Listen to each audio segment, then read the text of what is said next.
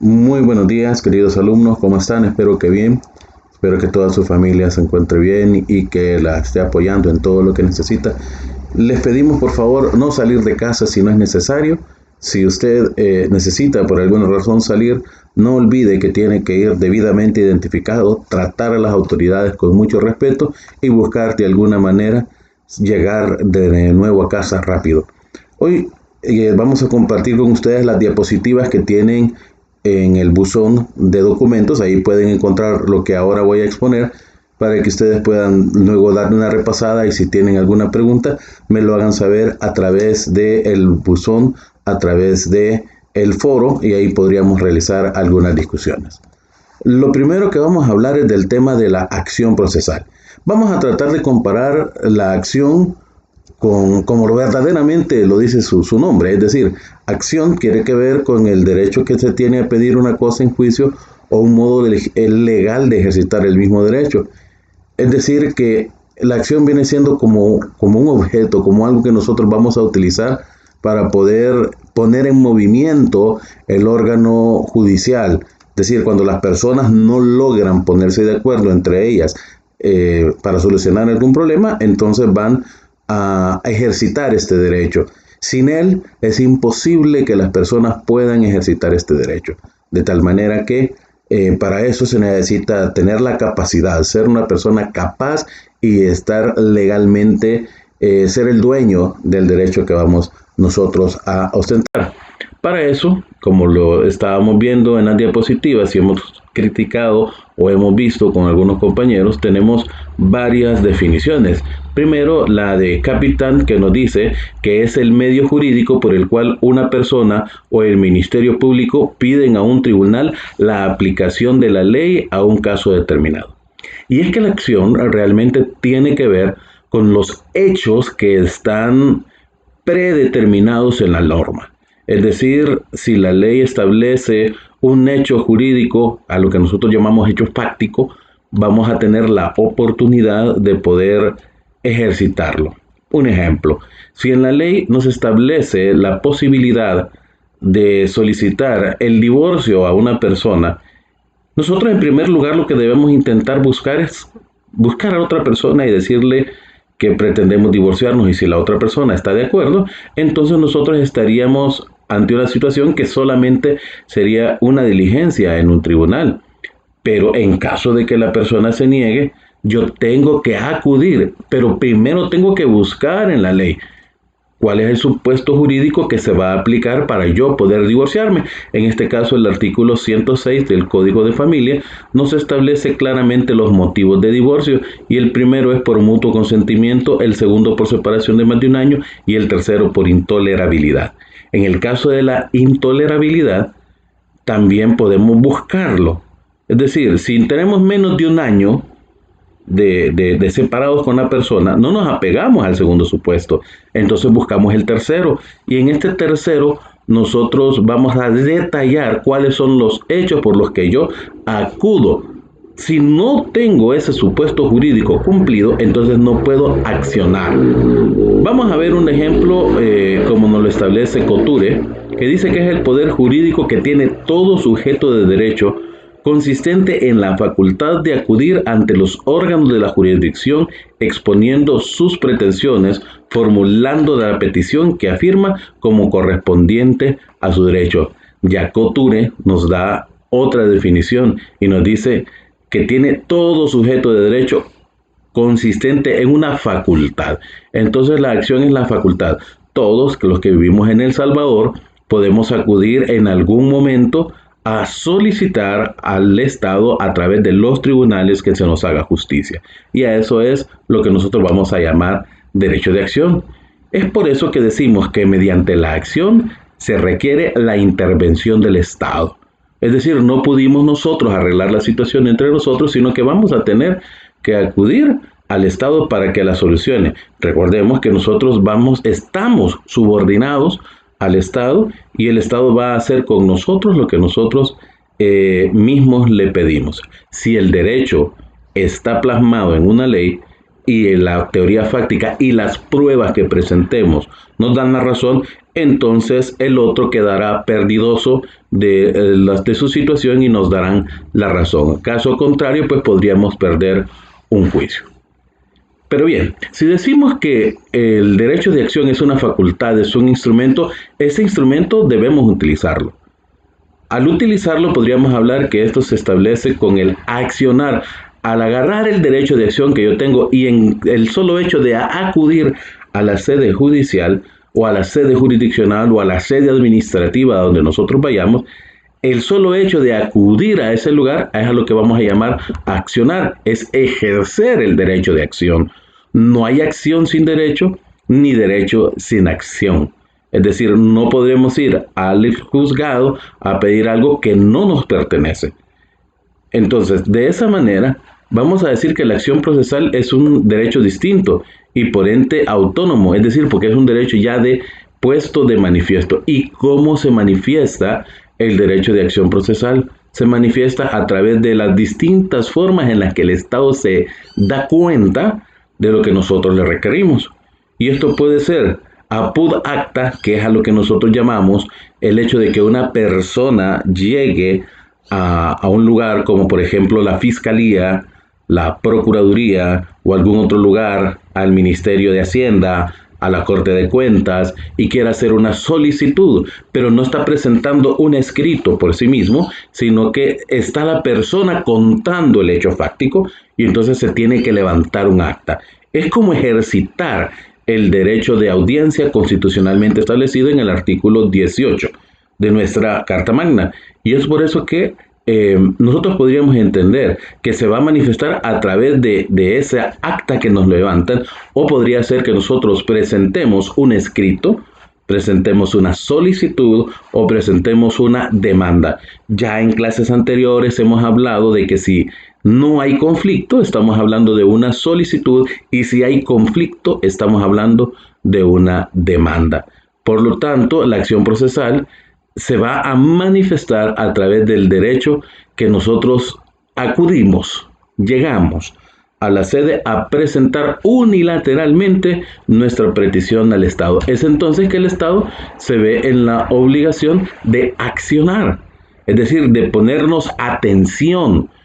El Estado no puede decir en ningún momento, no, mire, ahí que quede guardada su solicitud. Por eso en el derecho administrativo existe lo que conocemos como silencio administrativo, y también en la sede judicial nosotros podemos reclamar ante la no sustanciación de nuestras pretensiones en la vía judicial. De igual manera, vamos a establecer los presupuestos de la acción procesal, y son el conjunto de condiciones o los requisitos que debemos cumplir para poder llegar ante el Estado. Es decir, no cualquiera puede ir al Estado, por eso les hablaba yo hace un momento de que tiene que ser una persona con capacidad legal y ser dueña del derecho. Vamos a ver cuáles son los requisitos que se tienen que cumplir para poder acudir a la sede judicial. Bueno, en primer lugar, tenemos la existencia de posibilidad de accionar, es decir, de que sea posible el poder acudir a la sede judicial, es decir, que para esto se necesita ser el dueño del derecho. Luego, vamos a tener como segundo requisito la ausencia de la caducidad del derecho de acción. Eso significa que antes de presentar la demanda debemos examinar si el derecho que teníamos para accionar no ha precluido. A eso le llamamos caducidad. La caducidad es un tiempo señalado en la ley para que cierto derecho se pueda ejercer. Es decir, no podemos dejar todo el tiempo. Entonces vamos a encontrar nosotros así en algún momento, en algunas normas, que ciertos derechos se pueden ejecutar o se pueden poner a accionar el órgano jurisdiccional en cierto momento. Entonces, atentos, cuando ustedes vayan a presentar una demanda, tienen que fijarse que no haya caducado el tiempo. Un ejemplo claro de esto podría ser la unión no matrimonial. Dice la ley que para solicitar una unión no matrimonial no podemos pasarnos de 3 años. Entonces, si una persona falleció, por ejemplo, hace 5 años y yo ahora quiero presentar una demanda de unión no matrimonial no podría ser posible en razón de que la ley ya estipula que solo tenemos 3 años para esa situación. Luego también podemos nosotros establecer que hay ciertos derechos, por ejemplo, en el caso de la prescripción extintiva. Si nosotros tratamos de solicitar una prescripción adquisitiva y no hemos cumplido con el tiempo, entonces no la podríamos presentar. Este es un ejemplo contrario. No estamos hablando de caducidad, sino que no se ha cumplido el presupuesto procesal necesario para poder impulsar una demanda de ese tipo. O en el caso de que alguien venga y quiera hacer uso del derecho y decir, mire, me están queriendo quitar mi terreno por prescripción, pero ya le precluyó el término, ya no puede hacer uso de ese derecho porque ya pasaron los 30 años que exige la ley. Como tercer presupuesto vamos a encontrar la capacidad jurídica del actor. Al hablar de capacidad nos estamos enfocando en el artículo 1316 del Código Civil y en el que nos dice que nosotros no debemos estar en ninguno de esos supuestos. O sea, no debemos ser menores de edad, no podemos ser una persona interdicta, es decir, una persona que esté en sus cabales. Entonces la capacidad jurídica tiene que ver con el 1316 y también tiene que ver con ser el dueño del derecho. Y luego que el número 4 es la adecuada investidura de la autoridad. ¿Qué quiere decir esto de la adecuada investidura de la autoridad? Aquí estamos hablando ya de un término que más adelante vamos a estudiar, que es el término de la competencia. Es decir, que yo no puedo acudir a un juez distinto en razón de la materia, en razón del grado, en razón del territorio. Ya la ley orgánica judicial nos señala a dónde debemos acudir. Por ejemplo, yo no puedo presentar una demanda mercantil en un juzgado de familia. Yo no puedo presentar una demanda de tránsito ante un juez de lo civil. Yo no puedo presentar algo de familia ante un juez de tránsito. Eso quiere decir que vamos a acudir a la adecuada autoridad, aunque ésta, al ser presentada, tenga que ver un poco con el hecho del examen de su competencia. Eso es algo, son los 4 presupuestos, recordémoslos. La existencia de la posibilidad de accionar, la ausencia de la caducidad del derecho de acción, la capacidad jurídica del actor y la adecuada investidura de la autoridad. Cada uno de ellos está descrito en las diapositivas en las que se les he presentado para que nosotros podamos entender qué significa cada uno. Aquí tenemos la existencia de la posibilidad de accionar, aquí tenemos la ausencia de la caducidad del derecho de acción, vamos a tener aquí la capacidad jurídica del actor y la adecuada investidura de la autoridad. Cada uno de ustedes tiene estas diapositivas y las puede volver a examinar. Vamos a hablar en este primer video de las clases de acción. ¿Cuáles son los tipos, las clases de acción que debemos tener? Bueno, de acuerdo a la naturaleza del derecho, de acuerdo si es derecho público, derecho privado, podríamos entender nosotros que existen distintas áreas. Por ejemplo, la instancia particular, esto quiere decir que solo se pueden reclamar acción de forma individual sin la intervención del Estado. Por ejemplo, en un problema familiar, el Estado no va a tomar oficiosamente una situación para poderla dirimir en un tribunal. Es la propia parte, la interesada, que la que tiene que ir al tribunal a solicitarla. En el caso de un mutuo, por ejemplo, en un mutuo hipotecario o un mutuo simple, el acreedor es quien tiene que solicitar ante el juez el cumplimiento de la obligación a la que se ha sometido el deudor. No puede estar solicitando la ayuda del Estado porque el Estado no es el dueño del derecho subjetivo, porque el Estado no tiene que cuidar los intereses de los particulares. Únicamente el Estado va a actuar de esta manera cuando le corresponda cuidar los intereses de la colectividad o los intereses difusos. Es decir, que el Estado va a actuar de forma oficiosa únicamente cuando sea materia de orden público y cuando la ley así se lo mande. De esta manera podemos encontrar que vamos a hablar de, ya expliqué, la acción particular. La acción pública es todo lo contrario. La acción pública es aquella que ejerce el Estado cuando se tocan ramas del derecho que son de orden público, por ejemplo, el derecho penal, por ejemplo, el derecho de familia en algunos casos, porque son materias de interés para el Estado.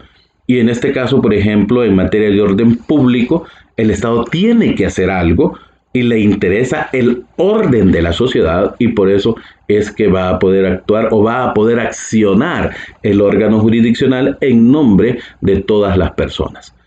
Por último, vamos a ver que hay una instancia pública previa instancia particular, y es en aquellos casos en los que el Estado actúa pero necesita de la autorización del particular para poder accionar. Sin esta se cae la pretensión o el objeto del proceso en una situación que haya sido accionada ante el órgano jurisdiccional. Recordamos, o resumiendo, la parte de las clases de acción. La particular es la que tienen los particulares ante sus problemas entre ellos para dilucidarlos en un tribunal en las distintas áreas del derecho. Ella es la que pide directamente el particular. La acción pública es la que ejerce directamente el Estado sin autorización del particular, y la pública previa instancia particular es cuando el Estado la establece previa la autorización de el particular. Ya para ir finalizando este tema de la acción, vamos a darnos cuenta, como lo hablamos en un inicio, no sé si recuerdan el principio dispositivo. El principio dispositivo es aquel que nos dice que la persona tiene la capacidad y la disponibilidad de su accionar y de sus pretensiones antes, durante y fuera del proceso. Por eso nosotros podemos decir que también una vez iniciado un proceso, la parte también tiene el derecho a decir que ya no quiere continuar con el proceso. Nadie lo puede obligar, a menos que sea una situación de un tipo de acción oficiosa o un tipo de acción pública. Es decir, el Estado no puede abandonar la acción. Pero en este caso nosotros vamos a decir que existe el abandono de la acción. Es decir, que aquel que ha promovido una acción judicial ya no desea continuarla. De esta manera, si solo la abandona, es decir, si ya no llega a ver el caso, si ya no llega a preguntar, a eso nosotros podríamos llamarle como perención. Pero si lo hace de forma expresa, es decir, si llega y presenta un escrito, se le va a llamar desistimiento. Entonces, podemos decir entonces de que en un determinado momento una persona puede decidir ya no continuar. Cuidado con confundirla con la conciliación, porque el hecho de que las partes han llegado a una conciliación es ponerle fin al proceso, es decir, que la controversia se llegó a un acuerdo, ya está subsanada, pero en el caso del abandono, del desistimiento o de la perención, no existe una conciliación ni una finalización del proceso. No es un alto hasta aquí de la finalización del proceso, sino que es un abandono.